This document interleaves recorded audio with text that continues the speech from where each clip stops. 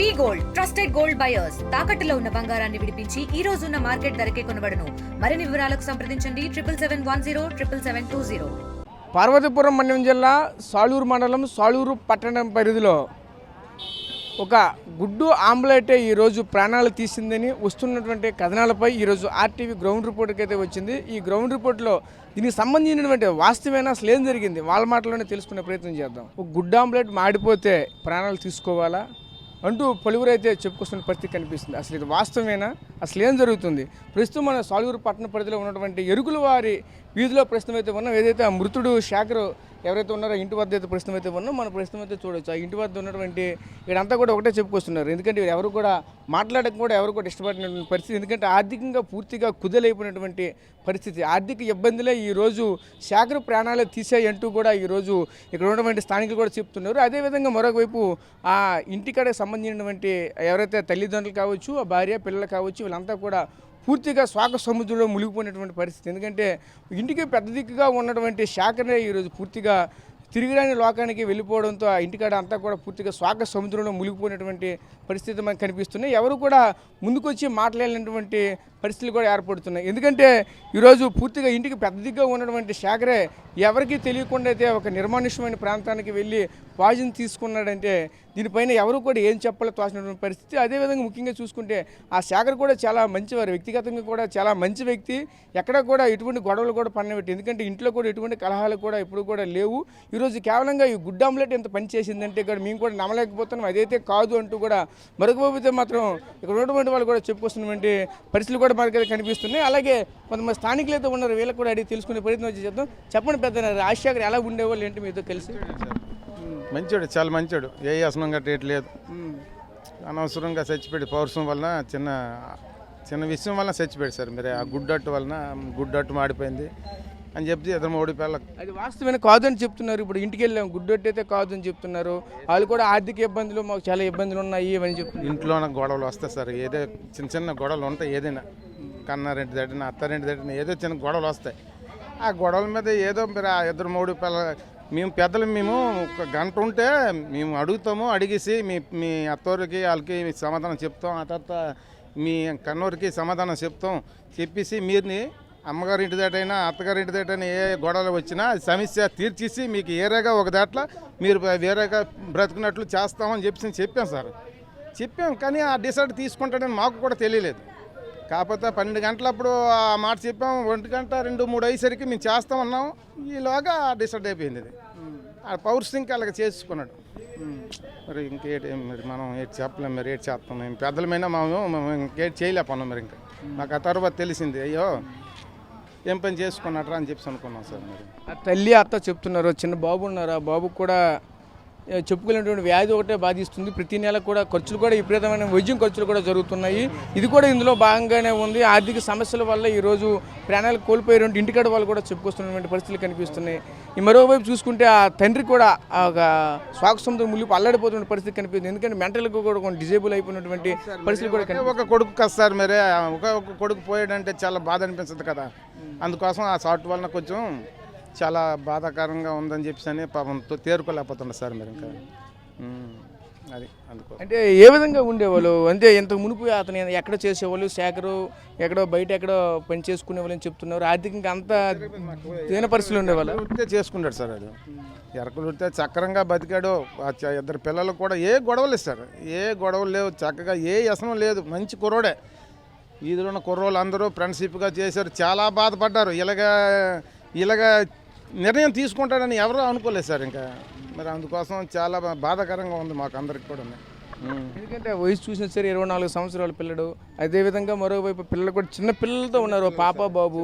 ఆ ఇంటి దగ్గర చూస్తుంటే చాలా ఇబ్బందికరంగా కనిపిస్తుంది. వాళ్ళు కూడా ఎవరితో మాట్లాడలేని పరిస్థితి కనిపిస్తుంది. చాలా హైపర్ సెన్సిటివ్గా కనిపిస్తుంది. ఇంకోటి ఏంటంటే లోపలికి వెళ్తే చూరు అంతా కూడా గొడవలు పడుతున్న నేపథ్యం కూడా కనిపిస్తుంది. దీన్ని ఎందుకని చేత వాళ్ళకి ఇప్పటికీ కూడా గొడవలు కంటిన్యూగా వస్తున్నాయి. ఎందుకంటారు? మరి ఎందుకంటారంటే మరి పిల్లడు అనవసరంగా పోయాడు అని చెప్పేసి వాళ్ళకి పౌరుషం.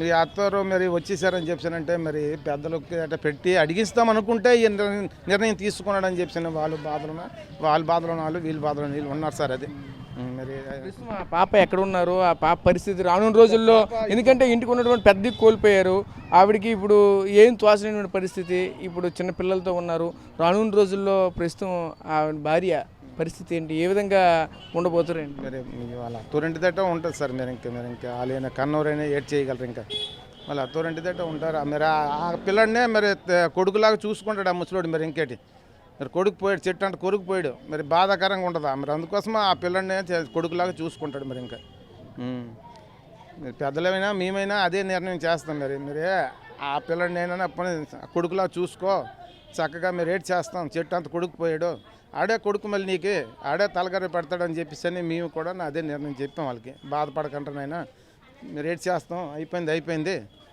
అలా నిర్ణయం తీసుకుంటాడని మేము ఎవరూ అనుకోలేదు. మరి అదే అందుకోసమనే ఫోన్లే అని చెప్పేసి అని కొంచెం బాధపరిచి మన 3 రోజులు చేశారు. చేసినప్పుడు అక్కడికి తీసుకెళ్ళి అలా ఏదో పెండ మీద పెట్టించి తీసుకొచ్చేస్తారు.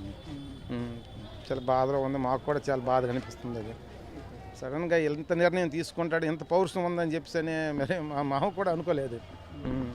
మేము అడిగి ఏదో వాళ్ళకి సమర్థించేసి ఆ పిల్లని తీసుకెళ్ళి, కాకపోతే అమ్మగారింటి దటైనా అత్తగారింటి దటైనా వాళ్ళు ఉండరు అని చెప్పేసి అని వాళ్ళకి ఇష్టం లేకపోతే ఇంకా వేరే ఇల్లు తీసుకుని అక్కడ ఉండండి, చక్కగా మీ పిల్లలు మీరు చూసుకోండి, మీకు ఏదో అప్పులు గిప్పులు ఏటి లేవు కదా, మీకు ఎందుకు పెద్ద ఇదేటి ఎందుకు అని చెప్పేసి అని సమర్థించాలనుకున్నాం. కానీ మా చెప్పే చాయిస్కి మేము అతను ఉన్నాడు కాదు. అది ఒక 2 గంటలు 4 గంటలు అప్పుడు మేము అక్కడ పెట్టేసి పంచాయతీలోనే మరి బాబా ఏట్రా ఎందుకు గొడవ పడుకుంటారు, ఏటి మంచి చెడ్డ ఏదే మేము అడుగుతాం, ఏటి చెప్పండి అని చెప్పేసి అంటే నా పిల్ల చెప్పును ఈడు చెప్పును ఎందుకు గొడవ పడుకుంటారు, దేనికోసం గొడవ పడుకుంటారు అని చెప్పి మరి అప్పుడు దాకా టైం తీసుకోలేదు. వీడు తక్కని నిర్ణయం తీసుకున్నాడు. ఆ తర్వాత మాకు షార్ట్ వచ్చినట్టు నీరేటి ఇది ఎలాగైపోయింది, ఎందుకు ఎంత నిర్ణయం తీసుకున్నాడు ఏంటి అని చెప్పేసి మేము పరిగెట్టాం వెంటనే. హాస్పిటల్కి వెళ్ళేసరికి మీరు చచ్చిపోయాడు అని చెప్పేసి డాక్టర్ గారు. అది అంటే పాయిజన్ తీసుకున్నాడా, అంతకుముందు ఇక్కడ ఏదైనా తీసుకుని అక్కడ వరకు వెళ్ళాడు? ఏమో సార్ మరి తెలియదు, మరి మనకు అంతవరకు మరి ఇంకా తెలియదు. మరి ఇంకా అక్కడ ఉన్నారు హాస్పిటల్లో అనేసరికి మేము పెద్దలు మేమందరం వెంటనే వెళ్దామని చెప్పేసి అని మేము అంతలో కుర్రోళ్ళు అందరూ పరిగెట్టి అక్కడికి హాస్పిటల్లో జాయిన్ చేసేట్టు, కానీ మరి అప్పటికి ఏటి అయిందో మరి తెలియదు. ప్రాణం పోయింది, చచ్చిపోయాడు అని చెప్పి అన్నారు అంతే. సో చూసాం కదా, ఈ గ్రామానికి అదే ఈ వాళ్ళ కాలనీకి సంబంధించినటువంటి పెద్దలు కూడా ఒకటే చెప్తున్నారు, అసలు ఇటువంటి ఇంతటి సెన్సిటివ్గా ఉంటాడు అనుకోలేదు, ఈ విధంగా అవుతాడు అనుకోలేదు. ఎందుకంటే చిన్న చిన్న ఇష్యూస్కి ఎంత పెద్ద గొడవ చేసుకుని ఈ విధంగా పూర్తిగా తిరిగిరాని లోకానికే వెళ్ళిపోతాడని అయితే మాత్రం మేమైతే అనుకోలేదంటూ కూడా ఈ యొక్క స్థానికులు కూడా చెప్పుకొస్తున్న నేపథ్యం కనిపిస్తుంది. ఇంటికాడ చూస్తే పూర్తిగా ఆ యొక్క పరిస్థితి అంతా కూడా అగమ్య గోచరంగా కనిపిస్తున్నటువంటి పరిస్థితులు కూడా కనిపిస్తున్నాయి. ఎందుకంటే చిన్న పిల్లలతో ఉన్నారు, చిన్న పిల్లలు అలాగే ఏమీ తెలియనటువంటి ఒక అమ్మ నాన్నలు కూడా ఏం తెలియదు, ఒక ముసలి వాళ్ళకు కూడా ఏజ్డ్ పర్సన్స్ ఇప్పుడు ఏం చేయాలో వాళ్ళకు కూడా తోసినటువంటి పరిస్థితి. ఒక ఎటు చూసినా సరే ఒక తన భార్య మాత్రమే కనిపిస్తుంది, ఆ భార్య చిన్న పిల్లలతో మాత్రం ఉన్నారు. రానున్న రోజుల్లో వాళ్ళ భవిష్యత్తు ఏంటని కూడా ఎవరికి కూడా తెలియనటువంటి పరిస్థితి. ముందుగా చూసుకుంటే మరోవైపు స్థానికులు కూడా అంటున్నారు, ప్రభుత్వం ఏదో ఒక విధంగా కొంచెం ఆదుకుంటే బాగుంటుంది అంటూ కూడా మరోవైపు చెప్పుకొస్తున్నారు. ఎందుకంటే ఆ పిల్లడికి కూడా అనారోగ్యపరంగా అయితే ఎన్నో సమస్యలు అయితే ఉన్నాయి. దీని కారణంగా ఏదో ఒక విధంగా అయితే మా యొక్క కుటుంబాన్ని ఆదుకోండి అంటూ కూడా మరొకవైపు అయితే మాత్రం చెప్పుకొస్తున్న నేపథ్యం కూడా కనిపిస్తుంది. తెలుగులో న్యూస్ కి ఫాస్టెస్ట్ యాప్ ఇప్పుడు టోటలీ న్యూ అవతార్లో జస్ట్ 5 seconds లో కంప్లీట్ న్యూస్, సోషల్ మీడియాలో ట్రెండ్స్ కి one stop solution, live TV app voice search option తో ఇప్పుడే డౌన్లోడ్ చేయండి లేదా అప్డేట్ అయిపోండి. యాప్ లింక్ డిస్క్రిప్షన్ లో ఉంది.